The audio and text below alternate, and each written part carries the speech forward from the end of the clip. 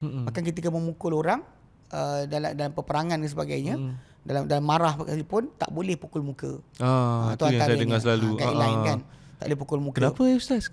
Pasal Allah Ta'ala cipta manusia di atas rupanya yang mulia. Subhanallah. Kemuliaan tu kat situ. Sebab tu anda wahai penjaga sekalian, bila anda menjaga satu benda, variasikan benda yang menjaga. Kalau dia kata ada penerimaan, tu rezeki anda. Tak ada penerimaan, tu bukan rezeki anda. Bukannya ada orang sihir anda. Jangan asyik-asyik sihir orang.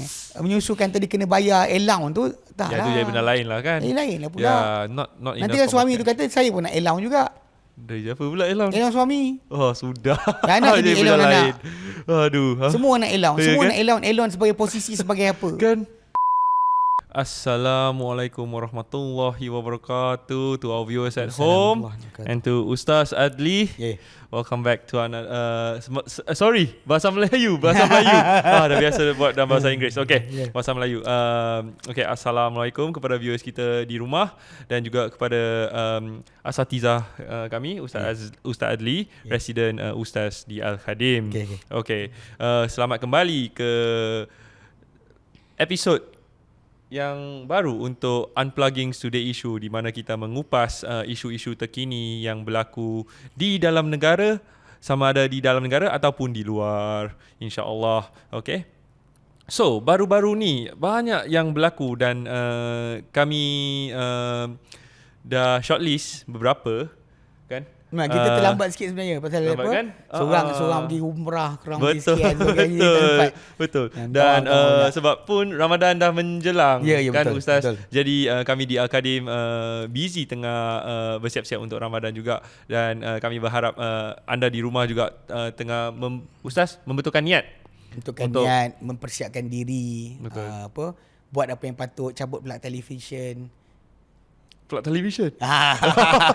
Ni kempen kita patut buat. Alhamdulillah. Masa dekat televisyen, masa handphone kita pun banyak, tapi betul. Yalah, kadang hiburan tu yang ditayang televisyen tadi yang tak appropriate dengan Ramadan dan sebagainya. Betul Ustaz. Macam ni kita kata jadi kadang mengganggu masa-masa ibadat kita. Patutnya cabut je. Kadang-kadang benda macam ni yang kita kata persiapan Ramadan, apa waktu kita buat, at least 1 month. Betul. At least kalau tak boleh last 10 days. InsyaAllah last 10 days. Itu at least lah kalau kita. Tak rugi apa pun. Betul. Left out that things kan. Betul Ustaz. Pasal saya Allah lah, pasal saya pernah duduk dekat Yaman, dekat tempat-tempat rumah tak ada elektrik. Jadi dekat perkampungan, celah bukit. Betul. So kita rasa tahu berminggu-minggu tanpa sebarang komunikasi. Subhanallah.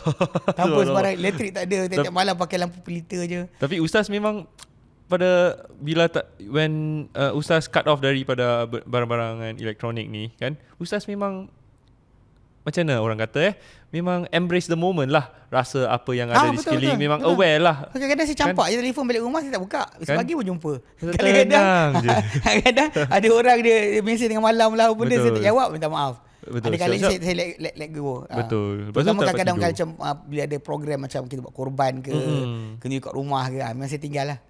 Kalau untuk telefon lepas tu, besok lah boleh jawab. Kan? Alhamdulillah. At least. Jadi Ramadan, semua InsyaAllah kita akan buat persiapan.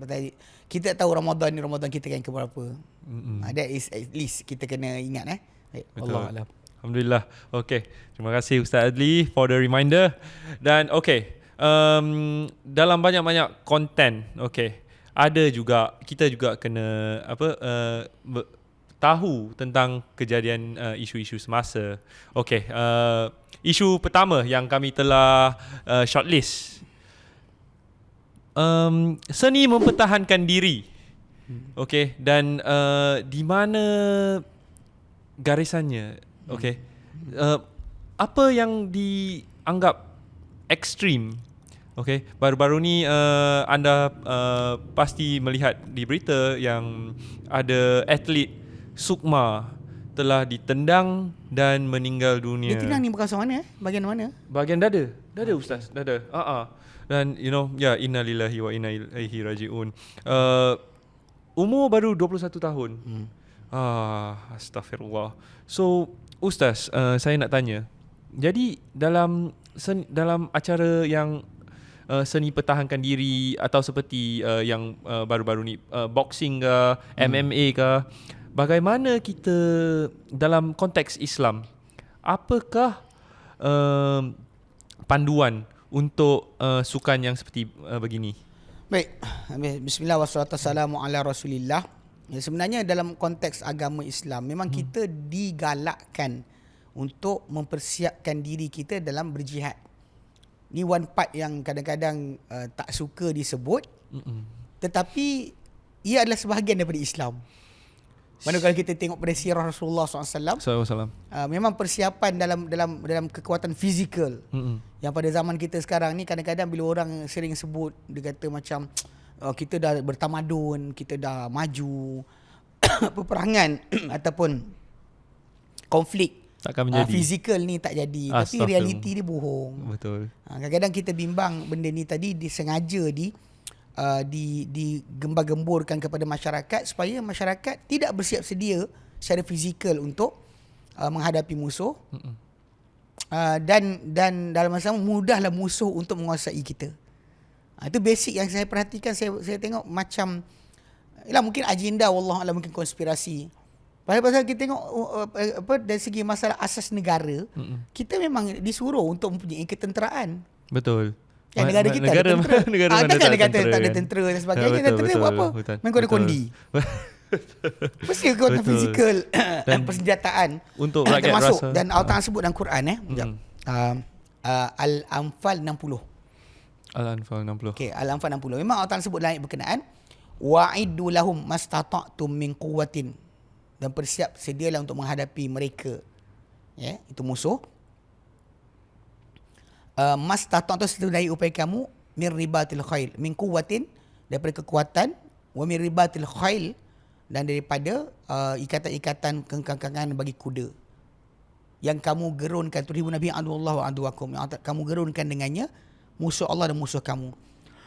So jadi dalam Islam memang kekuatan fizikal itu benda yang digalakkan. Bahkan dalam hadis Nabi sebut al-mu'minul qawiyyu ahabbu ilallah minal mu'minul dhaif. Seorang beriman yang kuat itu lebih disukai di sisi Allah Taala berbanding mukmin yang lemah.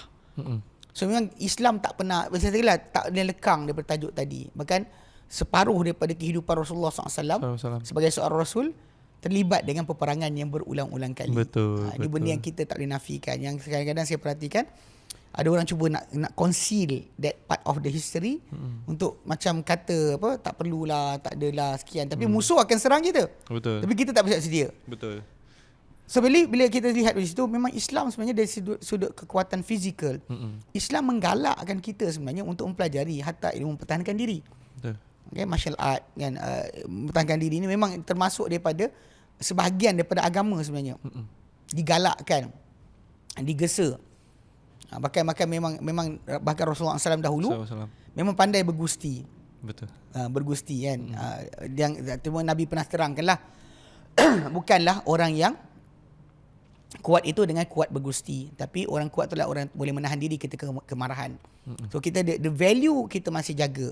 Betul. Tapi masalah pertama memang Nabi SAW seorang yang kuat dalam bergusti. Bahkan di Mekah dahulu ketika baginda berdakwah, Nabi pernah tewaskan seorang penggusti yang terkenal. Oh, subhanallah. Kerana dia cabar Nabi lawan dia. So basically bila masuk dalam bab martial art ni memang Islam galakkan. Jadi dia membantu kita untuk mempunyai confident atau keberanian untuk menghadapi masalah. Nak bercakap dengan orang pun kita tak bimbang. Ni kalau kita tak ada persiapan nak bercakap dengan orang pun tak takut. Rasa tak confident. Takut macam nak cakap betul, ni betul. Okay. Jadi benda tu memang Islam galakkan. Betul. Cuma macam Helmi tanya tadi kan, macam apa garis panduan dia? Dari garis panduan atau boundaries dia. Betul. Dalam perkara pertama dia bab berkenaan dengan penggunaan senjata-senjata yang berbahaya. Macam Nabi SAW pernah sebut, man asyara ilaina bi hadidatin falaysa minna. Barang siapa yang mengisyaratkan kepada kami dengan senjata, maka bukan golongan kami. Nabi sebut macam tu. So Nabi larang kita mengacukan senjata. Cuma para ulama bahaskan maksud mengacukan senjata tadi, adakah tak boleh kita berlatih menggunakan senjata? Jawapannya tidak. Sebab kita lihat dalam masa yang sama Nabi SAW dahulu pernah izinkan orang-orang Habsyah bermain lembing dan perisai dalam masjid, saling tikam menikam, terjah menterjah dalam masjid pada hari raya. So basically bila kita lihat kat situ, pelatihan untuk kekuatan berjihad dan sebagainya, bertempur, Betul. berperang, memang digalakkan Islam. Tapi ada garis-garis panduan yang diletakkan, contoh macam ketika memukul, tapi ini bukan berlatih. Bahkan ketika memukul orang dalam peperangan dan sebagainya, dalam marah pun tak boleh pukul muka. Itu yang saya dengar selalu. Guideline kan. Tak boleh pukul muka. Kenapa Ustaz? Pasal Allah Ta'ala cipta manusia di atas rupanya yang mulia. Subhanallah. Kemuliaan tu kat situ. Di atas rupa Adam dan Adam AS diberikan rupa yang mulia, maka tak boleh dipukul bahagian muka. Jadi sebab tu masalah kalau pukul bahagian lain mungkin Betul. tak ni, tapi pukul muka, maka para sahabat macam Umar bin Khattab, dia garang kan, dia kadang tolak orang tu kat dada je. Betul. Dia takkan pukul orang muka. Betul. Daripada masuk Islam dia tak pukul muka. Jadi benda tu memang antara benda yang disebutkan dalam hadis Nabi lah. Membahayakan. Betul. Pukul muka tu sendiri, walaupun nampak macam benda tu biasa, tapi untuk berlatih itu yang para ulama ada perbahasan panjang lebar lah. Faham. Pasal kita kata kalau kita tak pernah kena serang kat muka, kita nak tepis macam mana serangan betul, muka. Betul. Okey. Di dalam martial art ni, kalau kita lihat, memang diajarkan untuk menepis serangan di muka dan sebagainya. Betul. Kawasan anggota sulit kita. Memang itu antara benda yang tindakan yang pastilah. Dari situ kita agak ni sikit dengan boxing. Kalau boxing dia tak boleh tepis. Betul. Dia cuma boleh Elak ataupun tahan. Betul. Jadi kalau tepis, fall. Betul. Dia banyak orang tak tahu. Dia jarang lah Ustaz. Dia tak boleh kalau dia tepis. Macam orang tu tumbuk dia tepis, salah. Dia patut terima saja. Itu salah lah, tak boleh lah. Dari sudut asal tu macam kita kata pukulan ke muka, ke kepala sebagainya adalah benda yang patut dielakkan. Okey. Jadi memang itu kita kata Islam dah berikan satu guideline yang apa kita panggil penjelas. Kita galakkan, tapi tak boleh membahayakan. Cuma yang macam baru ni apa jadi kes di dalam sukan sukma tu, ikutkan kepada prosedur biasa. Serangan pada dada kan, kawasan yang patut boleh tepis dan sebagainya. Bahkan orang pakai padding tak salah saya. Ada yang baru-baru ni tak dah Ustaz, tak banyak pakai padding dah saya rasa. Tak pakai padding. Pasal kalau silat olahraga biasa pakai padding. Wallah yang baru tak pakai ke, tapi yang pentingnya serangan kawasan berkenaan, kawasan empat segi ni kan, dada ni dianggap sebagai mata markah. Betul. Muka tak boleh. Betul. Dan sebagainya. Kunci. Tak boleh bawa weight apa dia? Bawa pinggang tak boleh. Betul. Lepas tu kemudian kunci tak boleh. Walaupun sebenarnya dah masalah kalau silat. Dia satu benda yang berbeza silat dengan kungfu. Kalau kungfu dia akan tepis dan buang. Tapi kalau dia silat, orang pukul kita kunci. Kan? Kita akan lock. Itu perbezaan. Tapi dalam persilatan silat olahraga tak pakai. Jadi macam apa yang berlaku pada kawan yang kita dengar, Allah Ta'ala rahmati beliau dan berikan keampunan pada beliau dan berikan keluarga beliau pahala di atas kehilangan beliau. Amin. Tajuk tersebut adalah benda yang tak dijangka sebenarnya. Betul. Pasal tendangan kepada dada tu jarang membawa kepada kematian. Betul. Sebenarnya tendangan pada dada jarang sangat. Betul. Membawa kematian. Kalau dia kata ulu hati pun kita pukul kawasan sini pun dia senak. Break basket, tak mati. betul. Dia tak mati. Betul. Tapi benda ni takdir Allah Ta'ala berlaku. Dan kita secara asalnya ikutkan kepada fizikal tanpa senjata, mereka tangan kosong. Dalam tu sebenarnya Islam tak pernah ada larangan. Betul. Selagi tak pukul muka kan, pada badan saja, ia tidak menjadi larangan dalam Islam. Jadi, So benda yang berlaku tadi tu memang luar daripada jangkaan. betul. Kalau tanya saya lah secara Betul. peribadi, saya rasakan benda tu dua jangkaan. Dan memang kita kata tak ada membawa kepada sudut berkenaan. Betul. Bahkan dia tak tak pernah diberi dalam beberapa kali pertandingan silat olahraga ni tak pernah lagi jadi macam tu. Dan taraf-taraf tu juga pula kan. Taraf juga. Sukma pula kan Sukma, mesti dia orang dah Jadi benda tu bukan, kalau ikut saya bukan. Tapi memang balik pada asal, bila kita kata tentang mempertahankan diri tu Islam suruh belajar martial art, Islam galakkan. betul. Tapi dalam masa yang sama pukul muka tak boleh. Dalam masalah serangan lah, tapi dalam masalah kita panggil dalam latihan tu, Betul. senjata dan sebagainya, pernah Nabi izinkan para sahabat duk main senjata di dalam masjid. pada hari raya. Itu masalah tu pada hari raya. Itu contohlah. Jadi bagi saya, kalau lihat dari sudut itu, dia ada perbezaan, ada grey area lah. Betul. Yang kita panggil tak kata halal 100%, tak kata haram 100%. 100%. Macam juga yang menjadi kes beberapa tahun dulu, seorang anggota tentera dalam pelatihan buat macam reenact pertempuran sebagainya, dia gunakan terpakai peluru hidup. Astaghfirullah. Mati. Itu mati. Itu masalah tadi kalau kita kata kalau benda tersebut dalam keadaan tadi tak sepatutnya guna peluru hidup lah. Tapi diorang kata komando kena pakai peluru hidup. Sudah. That's another thing yang kita kena ni lah. Islam tak pernah push the boundary sampai peringkat macam tu. Kan? Untuk kita kata membahayakan nyawa dan sebagainya, sampai peringkat orang tu mati tinggalkan anak dengan isteri. Itu tak timbul tajuk. Tak diajar dalam agama. Cuma ialah pelatihan tadi tu tak salah untuk berlatih.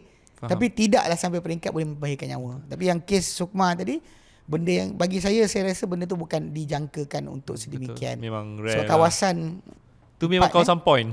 Kan? Ni kawasan memang tempat markah. Tempat markahan. Kalau dia kata tengkuk bukan, tak boleh. Betul. Belakang kepala ke. Tak boleh. Jadi sekarang ni memang kawasan untuk point. Betul. Jadi saya rasakan benda berkenaan bukan disengajakan lah. Jadi semua Allah Ta'ala berikan keampunan dan rahmat kepada si mati, dan Allah Ta'ala bagi pahala dia, keluarga dia pahala di atas kehilangan dia. Amin. Itu yang kita boleh doakan. Tapi dari masalah asal untuk kejadian tersebut sampai menghentikan pelatihan untuk martial art tadi, jawapannya tidaklah. Pasal dia tak melibatkan senjata, tangan kosong. Memang benda sukan tu bukan lah. Memang sukan lah. Memang boleh ambil sebagai macam sukan biasa. Ibarat orang berlatih untuk marathon, tapi atau berlatih untuk seni bina badan tu dah haram dah sebab tunjuk tak tutup aurat. Tapi jenis yang diorang akan bagi badan diorang macam setengah-setengah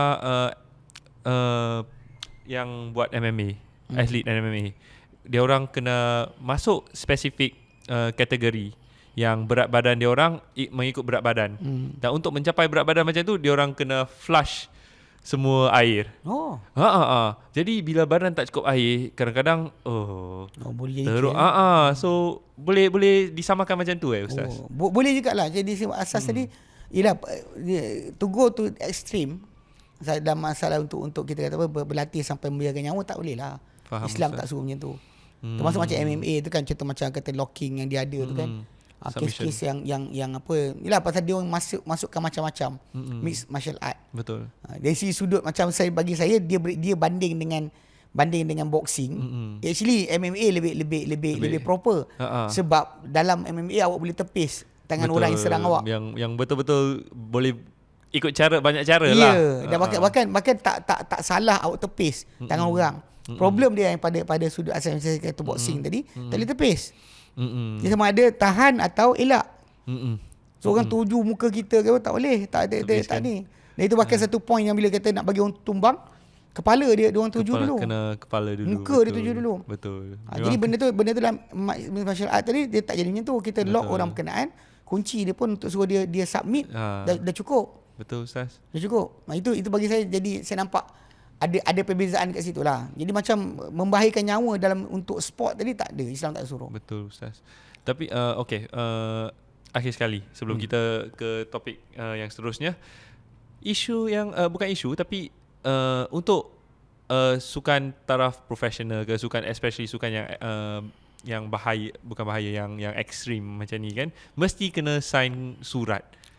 Kan Ustaz, so dalam konteks Islam, untuk surat yang liability waiver dia orang cakap, tak ada yang pihak tak boleh nak sakman dan liability sebab betul. Apa macam mana tu Ustaz? Tak, dalam Islam macam inilah tu sebab kenapa bila ada possibility untuk mati terbunuh, maka dia masuk lah. Dia masuk kan. Itu automatik lah. Betul. Saya boleh kata. Tapi liability punya ni dia ada ikut kadar. Macam bila kita buat treatment di hospital sekalipun, memang doktor suruh kita sign wave untuk right tadi. Pasal bila kita dah dibedah oleh pakar, pakar tadi tu dah kata dia akan buat kerja sekian atas kepakaran dia. Betul. Tapi kita kena tantangan juga surat keizinan untuk perbuatan operasi dia buat. Betul. Kalau tak jangan buat lah. Betul. Itu masalah jugalah. Jadi macam yang ini untuk perubatan, yang tu untuk sukan sahaja. Yang sukan tadi tak perlu sampai peringkat berkenaan. Tak perlu sampai peringkat mengobarkan nyawa. Itu asal dia. Tak perlu sampai peringkat membahaya dan mengorbankan nyawa. Betul. Faham Ustaz. Bila kita kata, tapi untuk tantangan bagi tahu tak apa, tak boleh sekian tu, seolah-olah macam dah sampai ekstrim. Itu ekstrim lah. Ekstrim kan? Ekstrim lah. Tak sepatutnya kita sampai peringkat untuk kena kata kalau mati tak ada sebab ganti rugi, tak ada sekian, tak ada siapa salah, tak kena lah. Diberilah ganti rugi. Macam seolah-olah memang nak mati. Lepas tu kalau nak korbankan nyawa kita, bukan itu tempat dia. Betul kan Ustaz? Pertaruhkan nyawa bukan itu tempat dia. Faham Ustaz. Pergi Palestin ke apa, tajuk lain. Dengan keadaan kerajaan Malaysia, boleh pergi. Betul. Tapi kita nak fahamkan untuk korban nyawa bagi benda macam tu tak berbaloi. Kan? It's not worth it. Alhamdulillah. Not worth it. Kan? Tak menang pun tak apa. Orang kata kita pengecut pun tak apa. Betul. Asalkan kita tahu bahawa kita mampu tapi kita tak buat benda yang membahayakan nyawa kita. Betul. Sebab we must cherish. Kita kena jagalah kan nyawa yang diberi oleh Allah. Alhamdulillah. Macam bila orang masuk dalam sukan apa, permotoran dan sebagainya, dia tak ada wavering. Mana ada? Ya Ustaz. Mana ada? Bukan ada yang Mana X ada? Games semua tu. Pasal benda tersebut dia masuk sekarang bukan nak mati. Dia nak sampai ke garis penamat. Yang ini pasal memang kita akan serang orang tu. Orang tu akan serang kita. You are actually endangering yourself by the hitting. Memang betul kena tantangan tu timbul. Yang ini apa salah pula kena tantangan pula? Kan? Memang dia bawa motor cekap kan? Memanglah. Mana boleh. Okay? Alhamdulillah. Okay. So begitulah isu yang pertama kita. Okay, isu seterusnya ya. Kita macam kita cakap tadi, Ramadan sudah menjelang and of course biasanya kita akan adalah pasar Ramadan. Alhamdulillah, pasar Ramadan ialah satu budaya yang saya look forward to jugalah. Kan sebab alhamdulillah dia juga satu tempat yang dengan sebab mata wang kita pun turun, sebaik-baiknya kita untuk bantu ekonomi sendiri kembali lah. Tapi sekarang ada isu pula yang timbul Ustaz. Isunya orang cakap baru-baru ni ada orang ambil roti burger. Okay, dia buat satu lubang, lepas tu dia letak condiments, glazing, dia jual sebagai donat RM3. Ya Ustaz, astaghfirullah. Tapi macam saya tengah cakap lah dengan brothers di bawah, brother Fahmi, tapi dia tak salah juga macam tu. Sebab donat, apa tu donat? Donat tu satu benda yang dibuat daripada dough dengan bulat je lah. Tapi memang kalau orang yang beli, kalau saya beli untuk RM3, memang saya rasa cheated terus lah. Saya jangan cakap lah. Sedap tak? Tak. Saya rasa sedap lah kot. Sebab dia memang burger roti. Okay, saya rasa tak bake pun kot. Lepas tu dia memang buat donat je.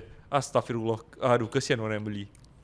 Okay, so timbul pula statement yang cakap bahawa kalau tak erti masak, jangan jual masa Ramadan. Astaghfirullah, macam sekat rezeki orang pula. Sebab dia macam saya mungkin boleh jawab kot.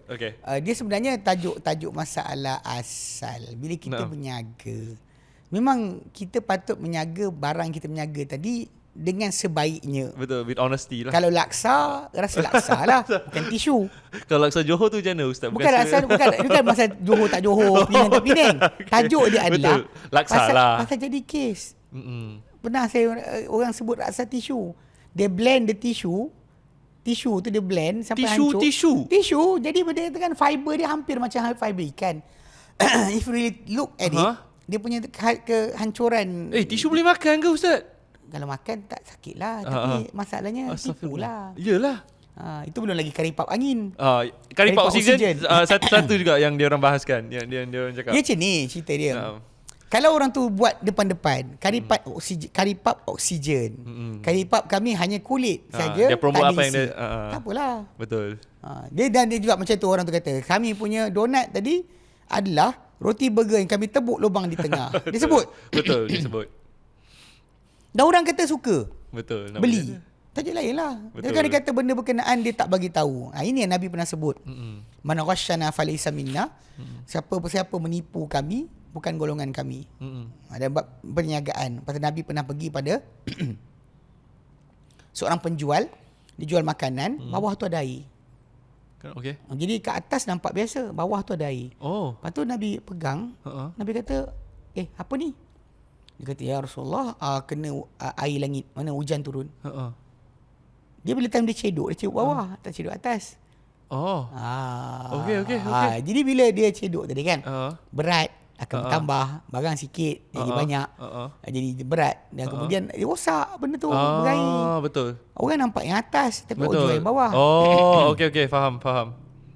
Jadi Nabi sebut dengan terang-terang, barang siapa menipu kami, bukan golongan kami. Memperdaya kami, bukan golongan kami. Ni kejujuran dan berniaga lah. Betul. Sebab kita nak berniaga, Islam tak pernah sekat rezeki. Betul. Siapa nak berniaga? Bahkan perniagaan, jadi kalau barang yang tak pelik-pelik pun, contoh macam katakanlah, jual biji kurma.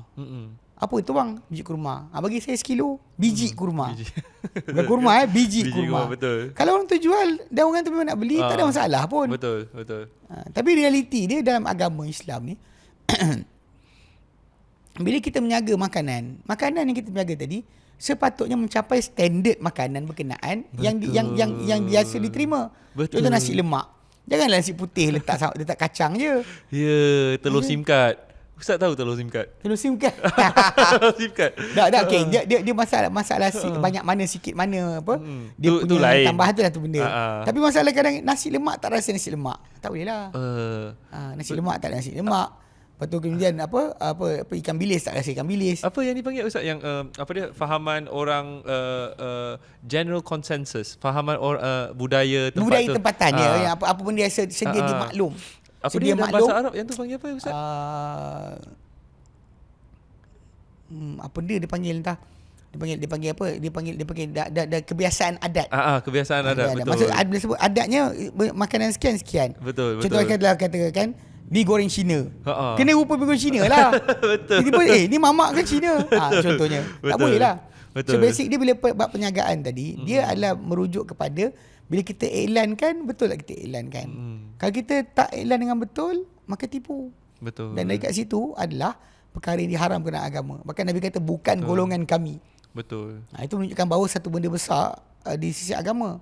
Memang Islam tak terbina di atas penipuan. Betul. Bahkan kita lebih bina diri kita, keluarga kita, makanan kita sebagainya, jualan kita daripada penipuan. Betul. So macam tadi kan macam donat ni kan. Tajuk dia adalah dia maklumkan tak orang. Ini bukan donat biasa. Donat special. Donat daripada roti burger. Betul. Saya kira memang ada roti burger yang bersifat macam dia apa gebu. Adalah orang memang suka roti burger pun kan Ustaz kan. Burger. Betul. Dia kan dia kata kalau orang dia bagi tahu macam tu dan orang suka, tak apalah. Kan. Yang dia bagi tahu. Dia kalau tak bagi tahu, dia kata donat. Tapi Dunkin donat kan. Dia donat sedap. Donat apple big apple kan. Tiba-tiba tengok roti burger. Ketipulah. Tapi jadi Ustaz, saya nak tanya, kalau orang yang dah memang time tu kalau dia time puasa, memang biasanya orang sampai rumah baru buka tu kan. So macam dah tak boleh cuma boleh hari keesokan lah pergi. Besok kan tak ada. Saya pernah kena sekali dulu dekat Kota Damansara yang mana makan hari ni atas tisu. Besok pergi tak ada dah. Dia tak ada dah hari kedua. Astagfirullah. Hari pertama je dia ada. Hari kedua kita tak ada. Tapi kita boleh tak kita confront orang yang kalau kita jumpa tu kita boleh confront, tak ada masalah. Tapi masalah dia tak ada. Tapi bila confront tu patut kita confront time dia tengah jual customer banyak lagi atau kita kadang-kadang macam ni kita cakap lembut-lembut dengan dia pun boleh. Betul. Tapi dalam masa yang sama dari realiti dia macam Nabi confront dari depan. Apa ni? Apa ni? Kan? Kan? So jadi realiti kadang-kadang bukan apa. Benda ni orang kata bukan untuk rezeki orang, tapi menghentikan. Sebab tu kita ingat dalam Islam ni ada dua. Konsep dia bila Nabi sebut apa? Unsur akhaka zaliman aw mazluma. Bantulah saudara kamu yang menzalimi atau yang dizalimi. Bantulah saudara kamu yang menzalimi ataupun yang dizalimi. So para sahabat tanya, dia kata, ya Rasulullah, kan kami tahulah orang dizalimi kita bantu. Menzalimi bantu macam mana? Nabi kata engkau sekat dia daripada kezaliman dia. Itu bantuan kau untuk dia. Stop him from oppressing others. That is your help for him.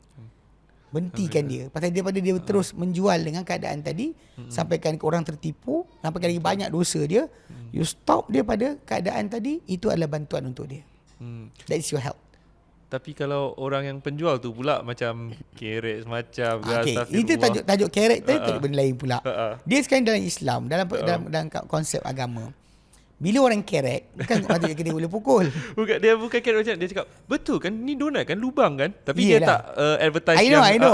Tapi kan? tajuk asal dia macam ni. Orang boleh buruk banyak. Tapi dalam agama kita ni memang kalau orang macam tu, tak adalah tindakan. Kita boleh aduan pada apa ni, pejabat pengguna lah. KPPDN, KKKK KPDN, KKKK. Jadi jumpa orang bagi makluman, ada tribunal, jumpa dan sebagainya, boleh settlekan. Kalau rasa nak panjang, kau tak berjalan je lah kan, manusia macam tu, nak macam mana? Betul Ustaz. Kalau banyak orang dia akan oportunis terhadap kejahilan orang tentang satu perkara kan, bahkan menggunakan suasana untuk mendapatkan simpati. Banyak orang play victim lah bila dah didedahkan. Kenapa lah orang tu malukan saya sebagainya. Awak tipu orang tak apa. Betul. Itu masalah jugalah. Jadi reality, tak tahu masak jangan menyaga, ya. Dan saya secara peribadi, memang saya kata kalau belah-belah macam Perlis, Kedah kan, Penang saya tak sebut sebab saya tak biasa. Apa dia? Penang tak biasa saya try. Tak biasa, maksud dia tak biasa pergi Bazar Ramadan. Bazar Ramadan Penang. Okay. Kalau dia kata macam belah-belah Sungai Petani, belah apa utara kan, Al-Ustar, Perlis, diorang menyaga, makanan dia sedap. Kan? Makanan dia sedap. Maksud dia makanan dia edible. Bila kata nasi lemak, bila sup, dia memang betul. Laksa utara dia pun lain. Harga biasa. Tak macam harga Kuala Lumpur, Selangor, tapi makanan tu memang kita kata kena dan padan dan sedap. Betul. Sebab itu yang saya tengok lah. Tapi diorang pun ada perangai sikit. Orang kat belah Kedah kan, pasal diorang menyaga kan, menjaga bukannya obligatory. Dia tak rasa nak ni. Hari dia nak cuti, dia cuti je suka hati dia. Tapi dia off suka hati dia. Sewa tapak kena bayar juga kan? Tak kisah benda tu. Oh ya. Tajuk tu bukan kisah sangat. Kalau rasa nak buat, dia buat lah. I see Ustaz. Pasal diorang bukannya kadang-kadang menyaga tu macam penuhkan waktu je. Not really about finding nak jadi kaya. Dia memang kita tahu macam kalau dekat belah Perlis, Kedah sebagainya kan, Bazar Ramadan tu orang tempatan je yang ada. Betul. Macam kalau kita kat belah Selangor sebagainya, ni memanglah menjadi mata pencarian rezeki. Betul. Niaga sebulan boleh tahan setahun duit. Kan Ustaz? Itu satu benda. Yalah, kan? Realiti dia memang kita sebut betul. Macam kata ni, tak pandai niaga jangan jual lah. Kita menganai orang dengan makanan yang tak sedap kita buat. Ataupun expectation orang. Makan-makan kecewa. You know how you eat and you kecewa. Betul. Beratur-beratur panjang, makan-makan kecewa. Ustaz. Buat apa? Jadi realiti dia jangan aneh orang. Betul Ustaz. Niagalah benda yang kita kata benda berkenaan edible, orang makan pun puas hati. Kan Ustaz, bayar pun puas hati. Bayar pun puas hati. Duit susah tu. Ini nak dapat. Kita beratur-beratur dan lama makan-makan, astagfirullah. Ini rasa dia.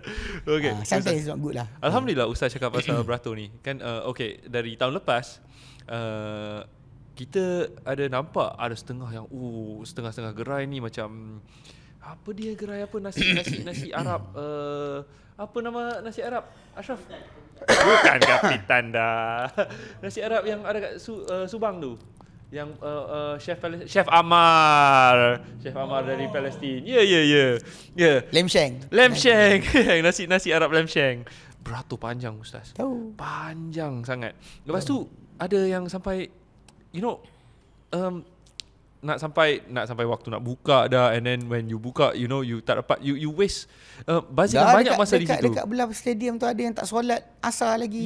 Ustaz. Astaghfirullah. So macam Ustaz boleh bagi tak please some advice? Tak, tajuk ni macam ni. Pertama sekali, kenapa jadi sampai macam tu? Itu masalah jugalah. Kadang-kadang overrating orang kita. Wallahu alam. Benda tu taklah murah. Tapi kemudian orang suka beratur. Kadang-kadang orang kita ni, bila orang beratur, dia ikut beratur. Dia macam lemming tau, lemming. Kawan terjun, dia terjun. Kawan terjun, dia terjun. Dia terjun. Kawan dia jalan. Kan tahu lemming kan? Betul. Dia pressure. Dia memang ikut kawan. Betul. Nampak orang beratur. Saya secara pribadi, kalau beratur, saya balik. Kan? Secara pribadi. Cuma, pernah jadi kes ada orang nak makan, saya beratur lah. Saya beratur lah, ada orang nak makan kan. Saya beratur lah untuk dapatkan. Tapi saya beli banyak lah untuk adik-beradik sekali. Betul. Lepas tu orang depan saya, dia beratur punya panjang, punya lama, dia beli habis. Cuma yang ayam saja satu.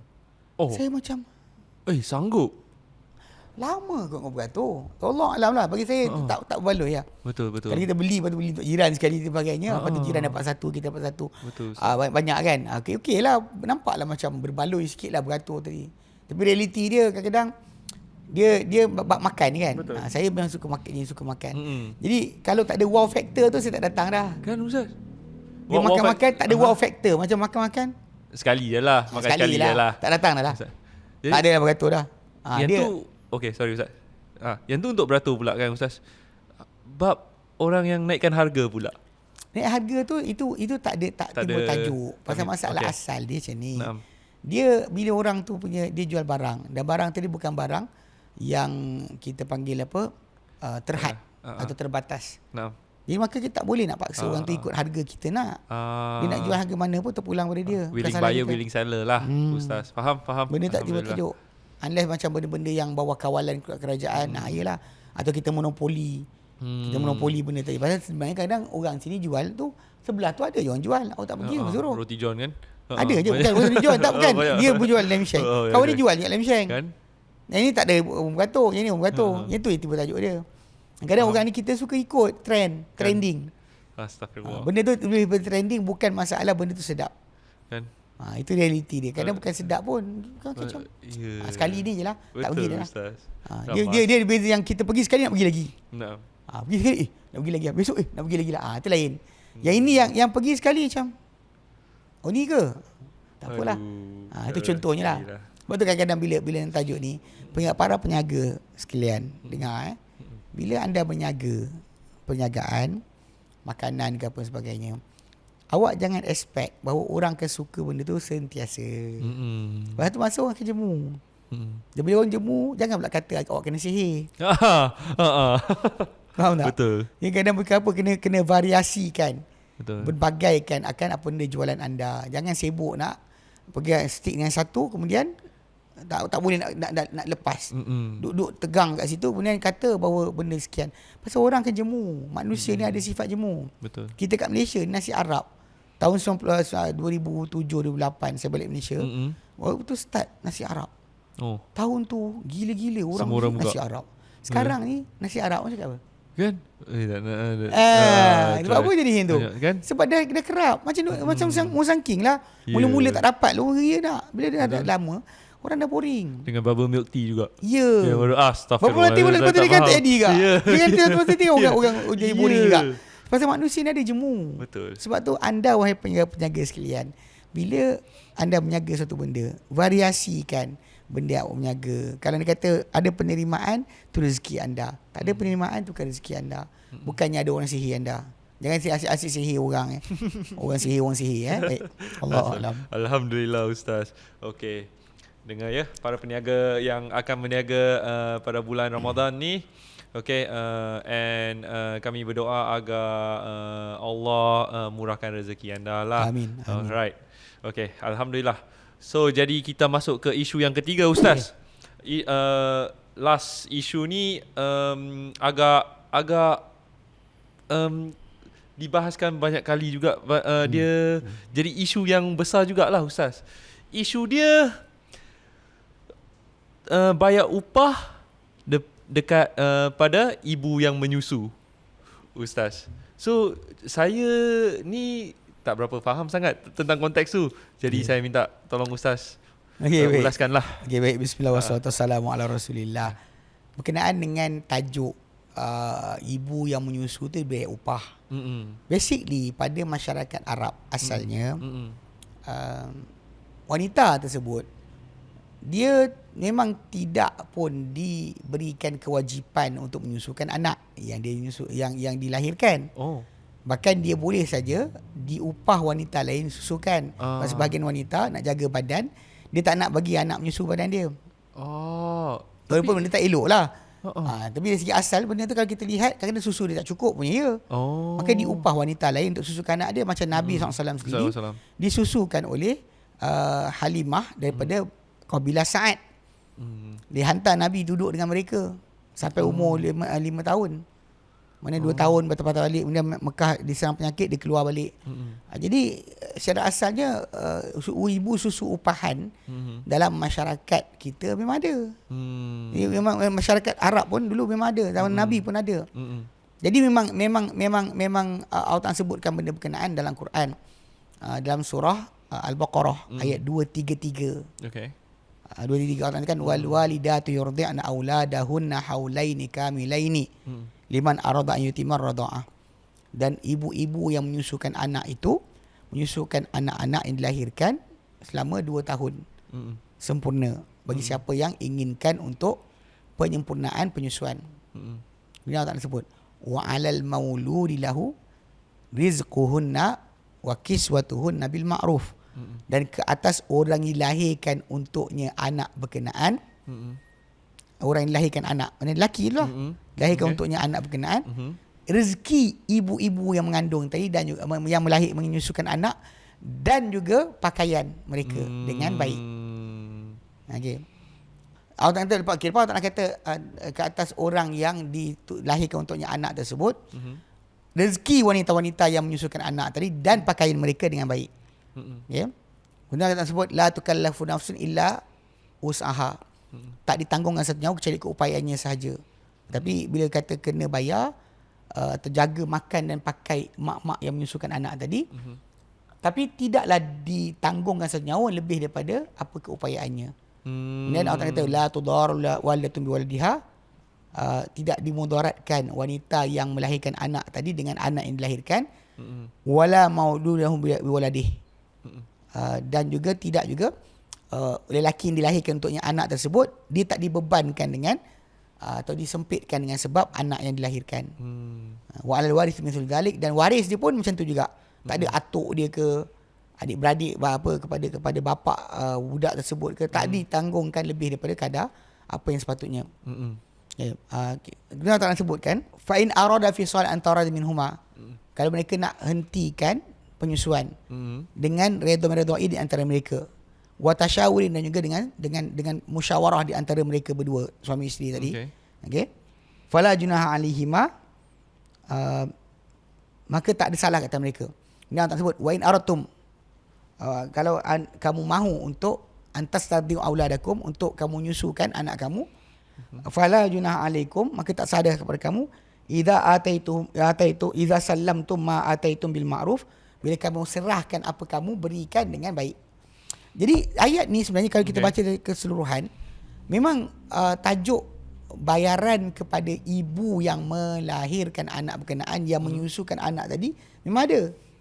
Memang ada dari segi, tapi masalah dalam kehidupan harian, memang yang disebutkan asal tadi adalah makan dan pakai, tanggungan dari suami tadi.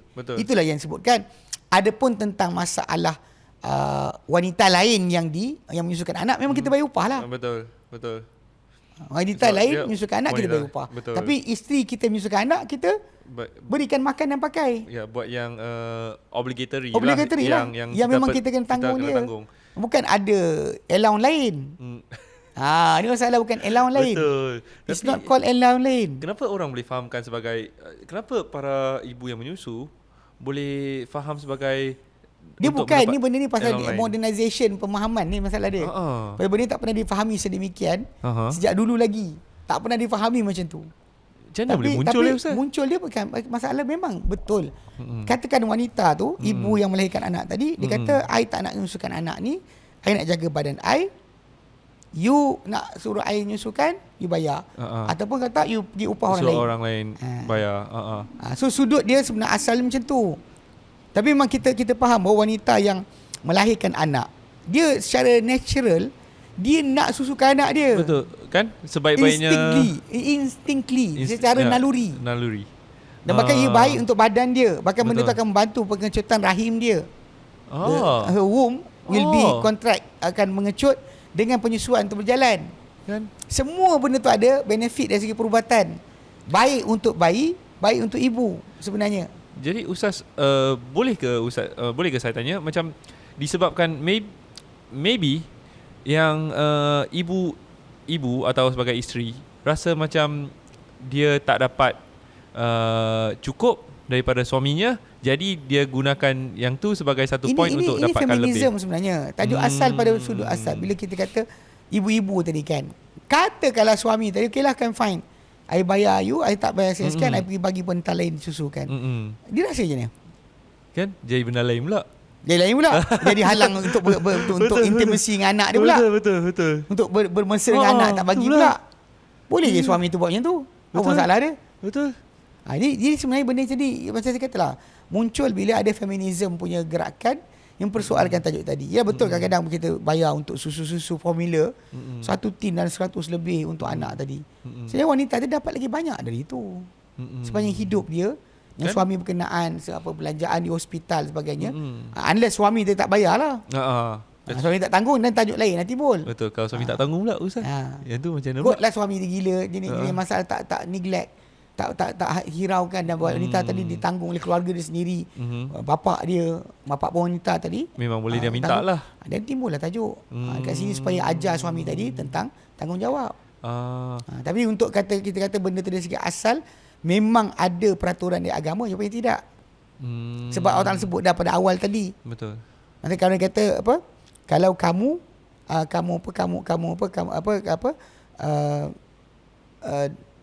wanita ibu-ibu yang melahirkan anak tadi, awal yurdi'an auladah, mereka menyusukan anak mereka haulaini kamilaini, 2 tahun cukup.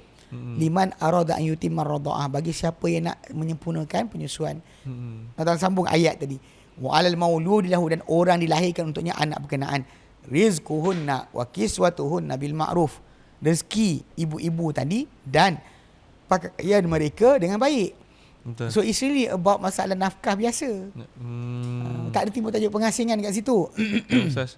Tapi Ustaz, baru-baru ni saya macam perasan banyak yang putuskan susu, tapi bukan putus, tapi dia orang ganti dengan susu formula. Ya. Yeah. Okey, lebih awal daripada 2 tahun. Ya, itu tajuk asal yang kita kata. Yang kita kata benda yang tadi jadi dalam masyarakat kita ni sebab tu. Lepas tu dia jadi macam, saya bukan daripada badan saya, jadi saya kena beli benda ni. Jadi suami nak saya beli benda ni untuk anak kita, suami lah kena bayar sebagai sebahagian daripada tu. Jadi macam mana tu untuk memang suami kena bayar. Tu sebab bila tukar susu formula, suami keluar duit lah. Kadang dia kata ibu tadi yang menyusukan, maka suami tanggung makan dan pakai.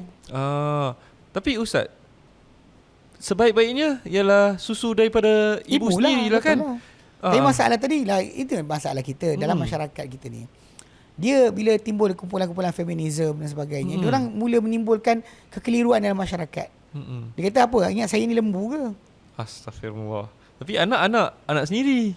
Ini masalah dia. Kat sini yang timbul tajuk. Ada satu go to extreme, nakkan kepada susu ni, susu ibu ni bagus, pergi buat bank susu pula. Bank susu Maksudnya semua wanita yang ada susu bagi susu kat bank tu. Lepas tu susu tadi akan di-circle within the society untuk jadi penyusuan. Problem dia akan timbul masalah nanti, jadi anak susu semualah. Jadi jadi mahram lah pula nanti. Exactly. Kena satu generation semua tak boleh kahwin. Apa? Masalah. Tak boleh macam tu. Tapi tak banyak orang tahu kan yang anak ini susu masalah ni. Dia kata nak penyelesaian, tapi lupa berkenaan hukum. You want something good to the children, tapi tak the child. Tapi mereka benda-benda yang tak patut dibuat. Itu kena jaga juga.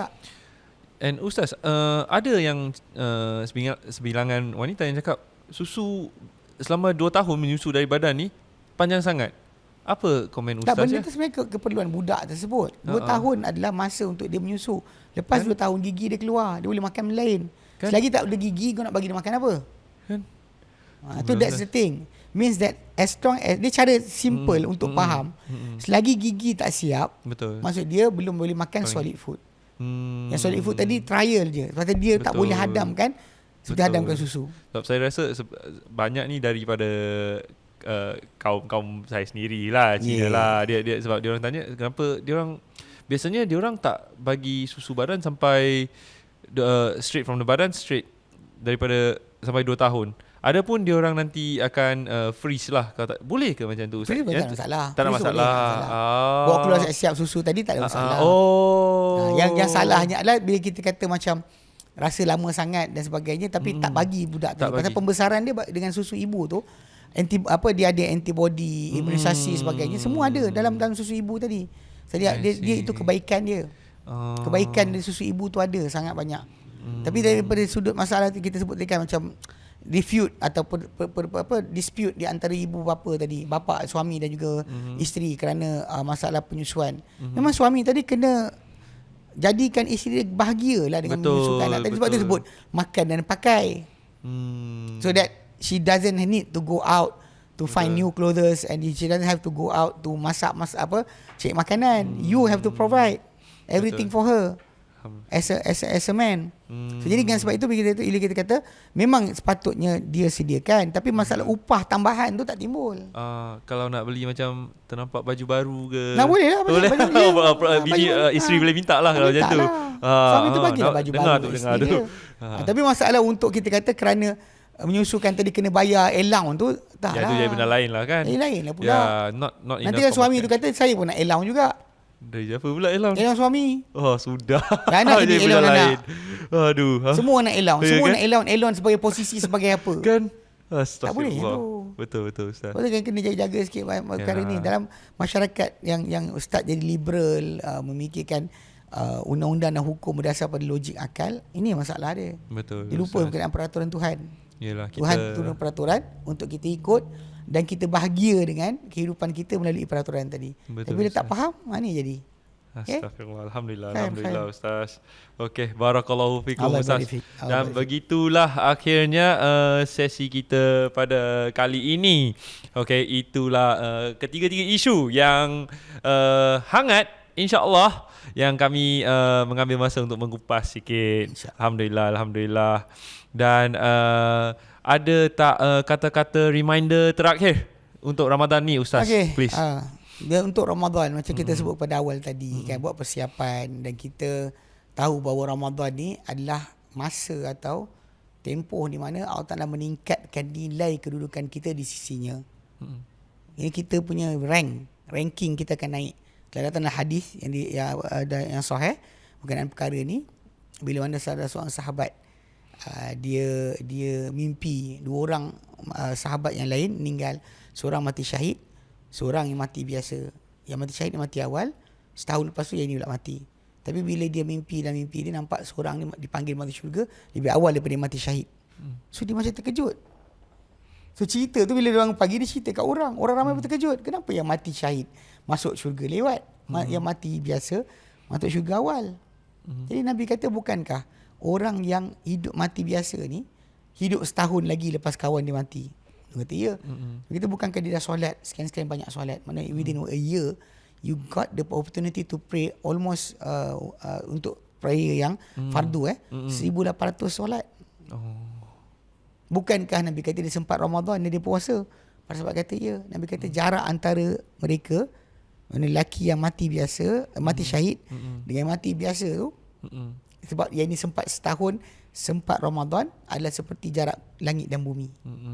That is the ranking that you can get, yang dalam tempoh setahun kita beramal, termasuk dengan Ramadan. Jadi kejarlah dengan Ramadan ini amal-amal kebajikan supaya kita diangkat di kedudukan si Allah Subhanahu Wa Taala. InsyaAllah. Okay. Alhamdulillah. Okey, ingat kata-kata Ustaz. Jadi marilah kita bersama-sama mengejar bulan yang mulia ini. Okey, buat semampu yang boleh. Okey, kerana Allah Subhanahu Wa Taala. Okey, kita tak tahu bila lagi, seperti Ustaz mention tadi, yang bila kita boleh jumpa lagi bulan Ramadan, kita tak tentu lagi, kan? Dan insya-Allah kita boleh sampai ke hujung Ramadan. Ya, insya-Allah. Amin. Okey. Kesihatan. Betul. Sampai Ramadan kalau sakit masalah juga. Betul Ustaz, betul. Dan semoga Allah mengampuni dosa-dosa kita dan accept apa yang kita buat. Amin. Untuk dialah. Okey, and podcast kali ini dibawa oleh Sahih Kurma. Okay, Sahih Kurma ada di Al-Khadim. Stok lain actually yang anda boleh nampak ni, Chewy Safawi ni dah habis sebenarnya. Yang tinggal cuma Ajwa saja, Absolute Ajwa. Okay, yang lain actually dah habis. Jadi sementara stok masih ada, sila dapatkannya segera online ataupun di Al-Khadim ya. Okay, insyaAllah. Jadi kita begitulah. Kita mengakhiri rancangan podcast kita. Okay, jangan lupa untuk share, subscribe dan like jika anda mahu melihat konten-konten sebegini lagi. Dan Ustaz, boleh kita end dengan tasbih kifarah? Sila. Subhanakallahumma wa bihamdika asyhadu an la ilaha illa anta Astaghfiruka wa atubu ilaik. Assalamualaikum warahmatullahi wabarakatuh. Assalamualaikum warahmatullahi wabarakatuh.